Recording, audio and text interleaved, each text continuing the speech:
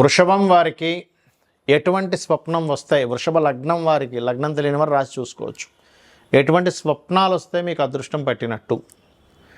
అలాగే జనరల్గా ఇప్పుడు నేను చెప్పబోయే స్వప్నం అందరికీ వస్తే దాని యొక్క పరిస్థితి ఏమిటి అనేటువంటి విషయం కూడా మనం తెలుసుకుందాం.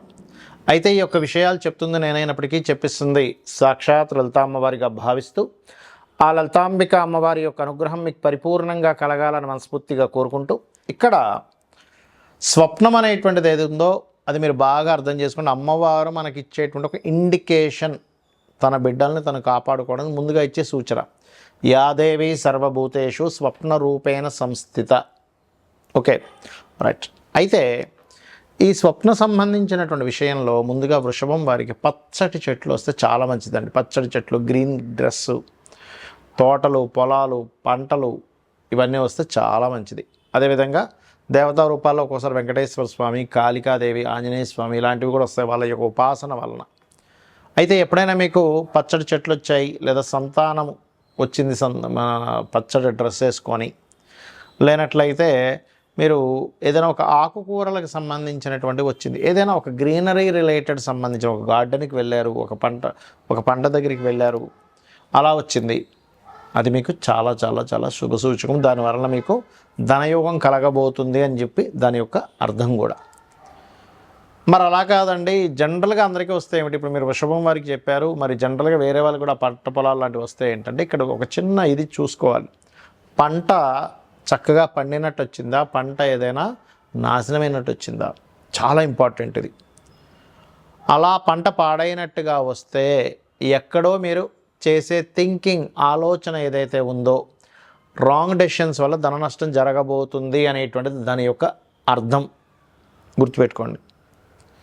అలాగే కొన్నిసార్లు కొంతమందికి వ్యాపార సంబంధించినటువంటి విషయంలో, అంటే ఏదో దివాలా తీసేసినటువంటి ఒక వ్యాపారము, బంధువర్గంలో కొంచెం అప్పటి వరకు బాగున్న వాళ్ళు ఒక రివర్స్గా ప్రవర్తిస్తున్నట్టు కూడా వస్తూ ఉంటుంది.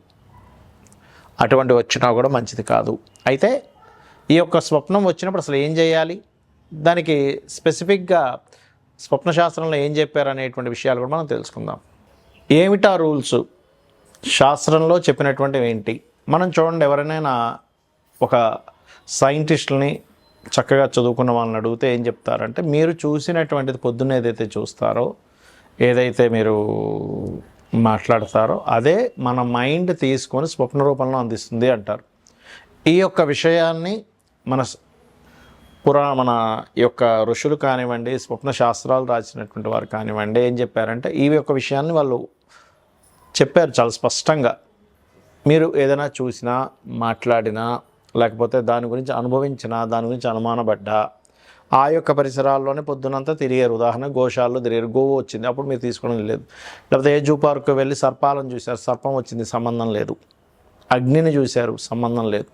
అంటే ఏమిటి? మీరు ఉదయం అంతా కూడా చూసి దాని గురించి మాట్లాడుకొని, దాని గురించి అనుమానించి, దాని గురించి భయపడి, రకరకాల సందర్భాల్లో మీరు పొద్దున్నంతా దాని అనుభవాలు కనుక మీరు తీసుకున్నట్లయితే అది మైండ్లోకి వెళ్ళి అది మీకు స్వప్న రూపంలో వచ్చినటువంటి దాన్ని స్వప్న శాస్త్రం అంగీకరించదు. అది జనరల్గా మీ యొక్క మైండ్ తీసుకుందంతే.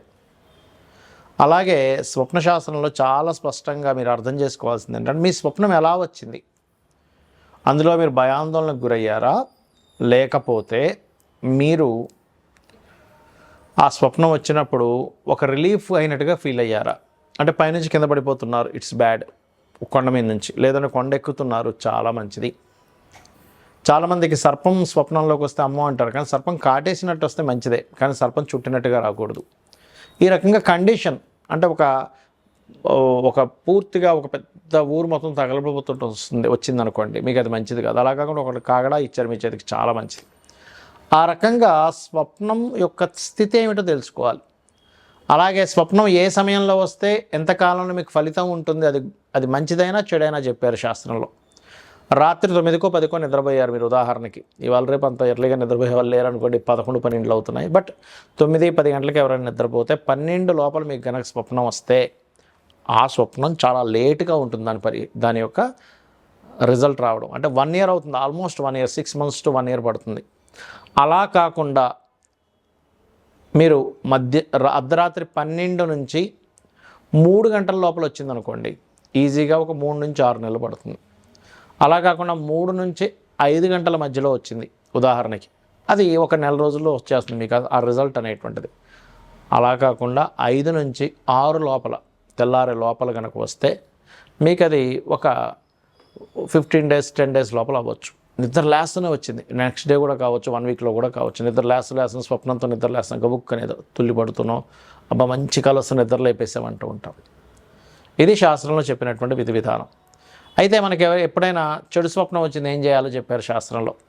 చక్కగా నిద్ర లేచి మళ్ళీ ఒకసారి కాలకృత్యాలు తీర్చుకొని భగవంతుని తలుచుకొని నిద్రపోతే ఒక మంచి స్వప్నం వస్తే ఈ స్వప్నం క్యాన్సిల్ అయిపోతుంది, చెడు స్వప్నం. అలా కాదండి, నాకు 4-5 గంటలప్పుడు మంచి స్వప్నం వచ్చింది, నిద్ర మెలకు వచ్చింది, అబ్బాయి ఎంత మంచి స్వప్నమో అనుకున్నా అన్నప్పుడు నిద్రపోవద్దని చెప్పింది.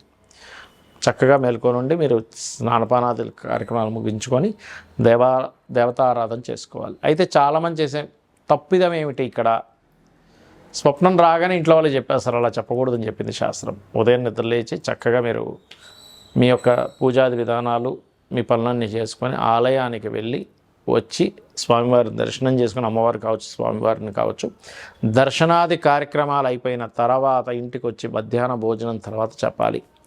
చెడు స్వప్నం వచ్చింది, చక్కగా మీరు గజేంద్ర మోక్షం కనుక విన్నట్లయితే ఆ యొక్క చెడు స్వప్నం యొక్క తొలగిపోతుంది. అయితే ఇక్కడ ఒక్కొక్కసారి స్వప్నాలు రావడానికి 12వ స్థానంలో ఏదైనా పాపగ్రహం ఉంది, మీది ఏ లగ్నమైనా పర్లేదు, అప్పుడు కూడా వస్తాయి. లేదా పంచమంలో పాపగ్రహాలు ఉన్నాయి, వస్తుంటాయి. అందులో పర్టికులర్గా శని కుజులు కానీ బుధ కుజులు ఇలాంటివి వచ్చినప్పుడు గొడవలైనట్టుగా వస్తాయి. రాహుకేతువులు ఉన్నప్పుడు లేదా సర్పదోషం ఏర్పడినప్పుడు పంచమానికి కానీ 12కి కానీ ఆ మహాదశలు అంతర్దశలు నడిచేటప్పుడు కూడా సర్పాలు వస్తాయి. ఒక్కొక్కసారి మనకు నడుస్తున్న మహాదశల వల్ల కూడా ముందుగా ఇండికేషన్స్ జరుగుతూ ఉంటుంది. అలాంటి చక్కగా మీరు గజేంద్ర మోక్షం వినడం, లేకపోతే త్రిజట స్వప్న వృత్తాంతం లేదా రామాయణ మహాభారతాలు లాంటివి వినడం, రావి చెట్టు చుట్టూ ప్రదక్షిణం చేసుకోవడం, ముఖ్యంగా రాత్రి సమయంలో నిద్రపోయేటప్పుడు నమశివాయ అనేటువంటి నామాన్ని స్మరించుకుంటూ నిద్రపోతే చాలా మంచిదని చెప్తుంది శాస్త్రం. మరియు రాత్రి నుంచి పగలు నిద్ర లేచే వరకు కూడా మీరు నిద్రలో అలా అనుకుంటూ నిద్రపోయారు, కానీ ఉదయం నిద్ర లేచే వరకు నమశివాయ మంత్రం చేసిన ఫలితం వస్తుంది అని చెప్పి శాస్త్రం చెప్తుంది. కావున ఈ యొక్క స్వప్నాలకు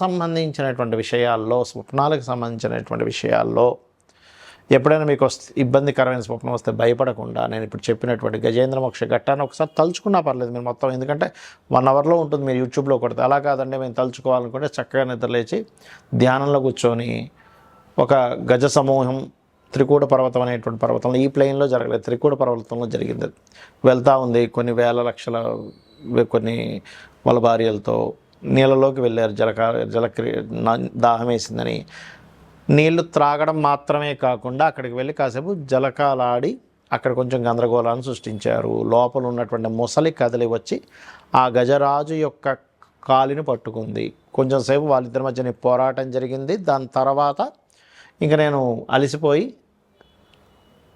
శ్రీమన్నారాయణ్ణి ఎవరైతే మూలమో వాళ్ళని ప్రార్థించడం జరిగింది. అప్పుడు ఆ విష్ణువు కదిలి వచ్చాడు వైకుంఠం నుంచి, వచ్చి చక్రాన్ని వదిలి ఆ యొక్క ముసలి శిరస్సుని ఖండించాడు. ఆ యొక్క ఏనుగుకి మోక్షాన్ని ప్రసాదించాడు అనేటువంటిది గజేంద్ర మోక్షంలో ఉంటుంది. అంటే షార్ట్ ఫామ్లో చెప్పాను మీకు. దీన్ని అలాగా స్మరించుకోవచ్చు. ఎవరికైనా ఎక్కువ కష్టాలు ఉన్నటువంటి వారు కూడా ఉదయం నిద్ర లేచిన వెంటనే అలా స్మరించుకుంటే కూడా వాళ్ళ యొక్క కష్టాలు తొలగిపోతాయి. శ్రీమాత్రే నమః.